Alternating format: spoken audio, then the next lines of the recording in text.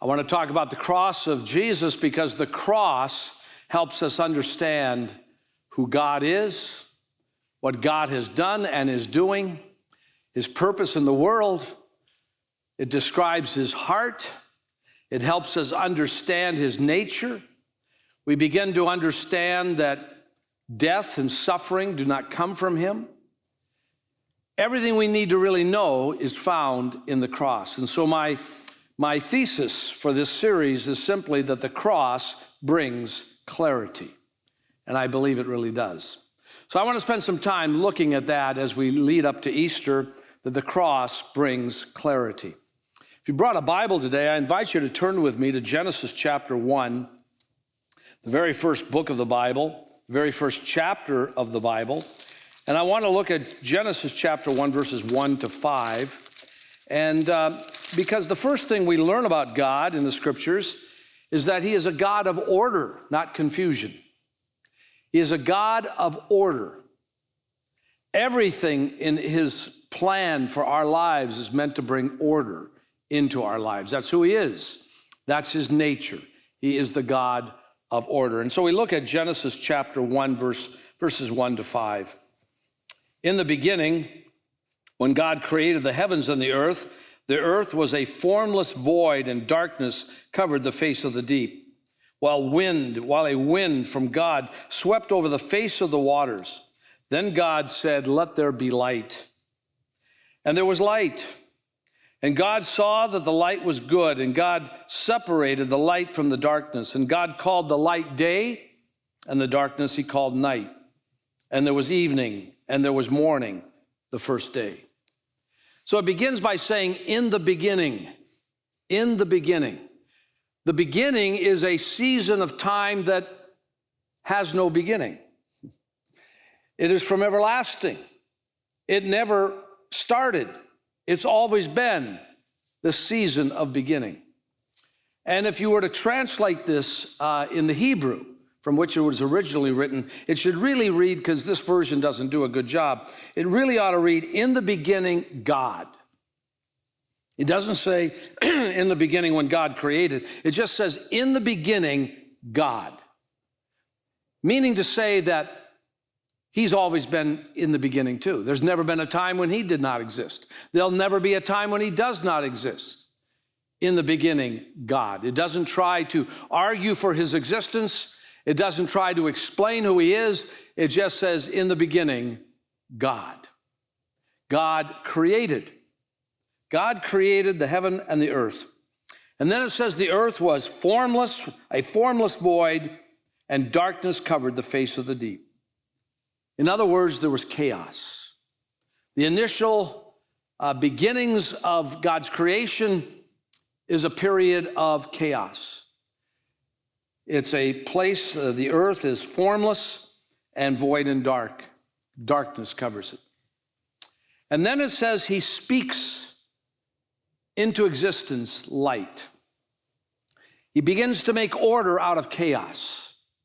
And he speaks it into existence, which is a reference really to John chapter 1 in the New Testament. They're almost parallel in many regards. Because in John chapter 1, it says, in the beginning was the Word, and the Word was with God, and the Word was God. And so as he speaks creation into existence, that Word, we learn from John 1, is the second member of the Trinity, speaking it into existence. And the more you read of John 1, you see that the Word that we learn there is Jesus, is a part of creation. It says, through him all things were created. And so it says, he said, let there be light, and there was light.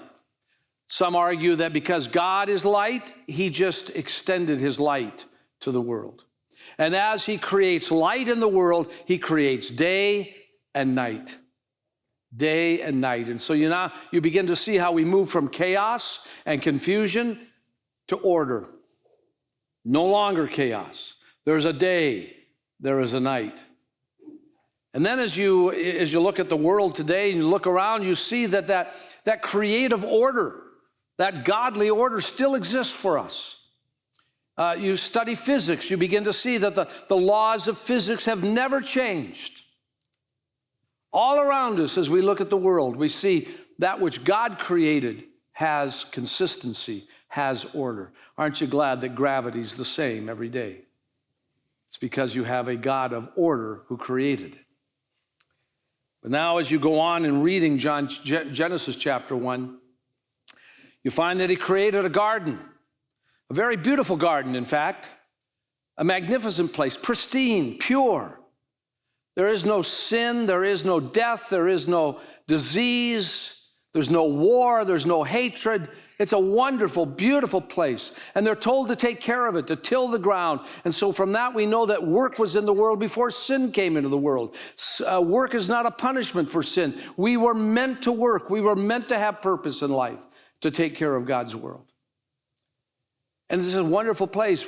And we record in Genesis how God would take walks in the garden in the middle of the day, it's a beautiful place. And then he creates a male and a female. He creates a male and a female. He doesn't create any other options. And he creates the two options. And they don't get to choose which one they are. He's the one who chooses which one they are. And he creates these two who, in this beautiful place, and the best part of it is no one ever dies. Wouldn't that be a wonderful place? It's the greatest place ever. But then, because he gave them free will, they decided to use it against him. And even though they would have long talks and walks in the garden, they decided that they ought to be God. What does he know after all? We're smarter than he is. In fact, we've been told if we eat of that tree, we'll have the knowledge of good and evil. We'll know as much as he does. And we won't need him after all. And that's our temptation all the time. And when they gave into that temptation, sin is ushered into the world, impacting everything. We've never been the same. And now we've gone from order back to chaos and confusion. Because now we live in a world filled with disease, cancer, racial hatred, war, crime, selfishness, greed, and death. And we're never the same. We will never be the same, because now we live in chaos. Now we live in chaos. And our condition has changed. Look at how the prophet Jeremiah records it in Jeremiah chapter 17, verse 9. The heart is devious above all else. It is perverse. Who can understand it? That's our true condition. That's who we really are. In 2022, there was a man by the name of Amu Haji who died at the age of 94 in Iran. He has a nickname. His nickname is the world's dirtiest man. And there he is. Died at the age of 94. He had not taken a bath in 60 years. He believed, while he lived as a hermit in a shack, his food was roadkill. And he believed that if he were to take a bath, it would bring illness. And so for 60 years, he never bathed. Don't tell your children this. But I show you his picture today because it's emblematic of who we are. We're looking in the mirror, actually, at ourselves. That's who we are. Before God, that's who we are. Before God, we are filthy. We're dirty. And you might say, wait a minute now, come on now. I can't possibly be that bad. You see, what we end up doing is we compare ourselves to others, and we say, well, I'm not as bad as that murderer. I'm not as bad as that serial murderer. I'm not as bad as that genocidal dictator Putin who's killing millions of people in Ukraine. I'm not that bad. Well, maybe we're not, but we're still dirty. And when you compare yourself to God and his purity and his holiness and his law, compare yourself to that and not to others, you begin to see the point. We're dirty. And so what do? Well, many of us tinker around the edges, and we think, well, if I just say a few more prayers and do a few religious acts and do something nice for people and live a little better moral life than other people, then maybe some of the dirt will come off. But the dirt never comes off. You can't tinker around the edges and have the dirt come off. It will not come off. You are stained. I am stained. This is our condition, our setting in life. This is the human condition. Try as we will to tinker around the edges, nothing works. And so, the only thing that will work is the cross of Jesus. His cross can wash you and cleanse you to stand before a holy God as if you've never sinned. That's why the cross brings clarity. The cross brings clarity. Let's look at the cross for a moment. Turn with me to 1 Corinthians chapter 1, verses 18 to 25. The Apostle Paul, in the very first chapter of this letter to the church at Corinth, writes this in 1 Corinthians 1, verses 18 to 25. For the message about the cross is foolishness to those who are perishing. But to us who are being saved, and notice it's in the past tense, not the past tense, it's in the present tense, but it's in the passive tense in the Greek.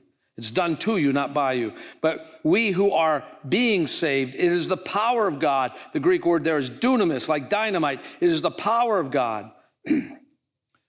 For it is written, I will destroy the wisdom of the wise, and the discernment of the discerning I will thwart. Where is the one who is wise? Where is the scribe? Where is the debater of this age? Has not God made foolish the wisdom of the world? For since in the wisdom of God, the world did not know God through wisdom, God decided through the foolishness of our proclamation to save those who believe. For Jews demand signs and Greeks desire wisdom, but we proclaim Christ crucified, a stumbling block to Jews and foolishness to Gentiles. The world would consider the cross foolishness more today than ever before. He cites the Jews. He says the Jews consider it foolishness. Why is that? Because they believe that when the Messiah would come, none of the things that happened to Jesus would happen. They said the Messiah could never hang and be killed by hanging. After all, Deuteronomy 21 says, cursed is the one who is hanged from a tree. So they reject this. He says the Greeks or the Gentiles, the non-Jews, they reject it. It seems like foolishness because in their mind, God could never have emotions. He could never feel empathy. God was removed from your pain, could never understand it, could never feel it, because if he could be manipulated. He could be controlled if he could feel what you feel. And so they reject out, of course, the incarnation, that God would become a man, that he would feel feelings, and that he would die is even greater foolishness, the greatest sign of being manipulated and controlled. How could God ever be controlled? Or could it be that this foolishness of the cross means that God comes to us in a way that doesn't scare us to death? You know, if he'd come with all of his power, all of his majesty, all of his glory, we'd run for the hills. We'd drop dead out of fear. But no, he comes in brokenness. He comes in weakness. He comes in what the world would call foolish, so that we could understand, so that we could identify, so we could relate. He comes in this foolish way. We're not like the Jews or the Greeks, maybe. We have our own systems. We have our own ideas and our own attitudes.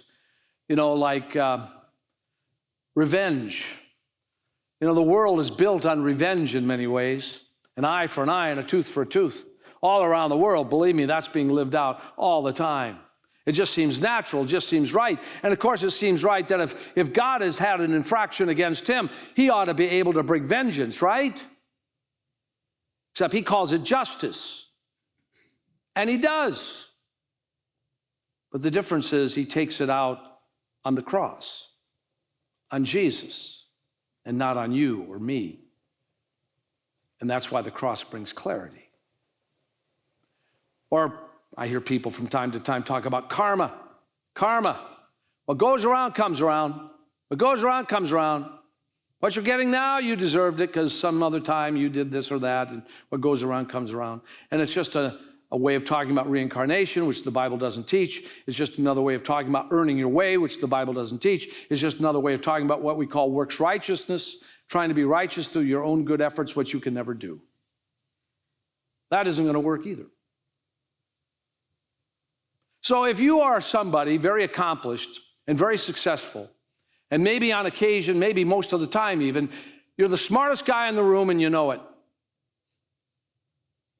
And you hear this, that the only hope we have is in a cross, you might say, wait a minute, come on now. You mean to tell me that everything I've accomplished, everything I've done, all my education, all my experience, all the things I've done in the world mean nothing before God?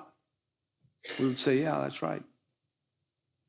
You mean to tell me, he might go on and say, the fact that we have been able to cure diseases like diphtheria and polio and hundreds others, that we can fly airplanes around the world with hundreds and hundreds of people aboard, that we can send men and women to the moon, that we can send rocket ships to Mars, that God doesn't think much of that?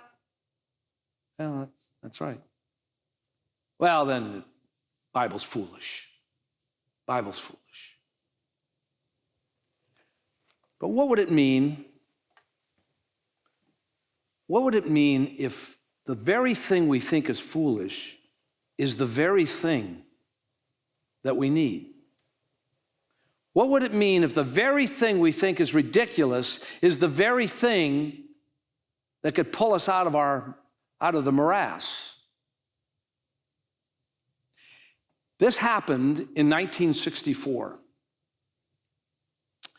In 1964, there was a ship that sank, known as the Ali Kuwait. It sank in the Kuwait harbor. It had livestock aboard. 6,000 sheep were on board this ship. What the experts were worried about was that it would break up. The ship would break up. The hull would break, especially if they tried to bring it back to the surface. And they needed to do something because with 6,000 sheep carcasses in the water that they drink, they have a desalination plant there in that harbor where the region gets all of its drinking water. And they were worried that these sheep bodies, these carcasses, might get slammed into the ventilation system and the intake vents for the desalination plant, not to mention the fact that the disease from dead sheep over weeks on end would pollute the water and they would have a crisis on their hands. What would they do? Well, they brought in researchers, they brought in experts, they brought in engineers, they studied the matter. Finally, it was one man, a Danish engineer by the name of Carl Kreuer, who came up with the solution. His solution was to pump 27 million ping pong balls into the hull of the ship. 27 million ping pong balls into the hull of the ship. And it worked. As they were installing the ping pong balls, the ship slowly came off the bottom surface and was raised to the top. And the hull wasn't broken, and the carcasses didn't escape. And so a reporter asked Kreuer, how did you come up with that idea? He said, well, from Donald Duck. He said, I read a comic book, a Donald Duck comic book, where his ship had sank. And he filled it with ping pong balls. And he raised it to the surface.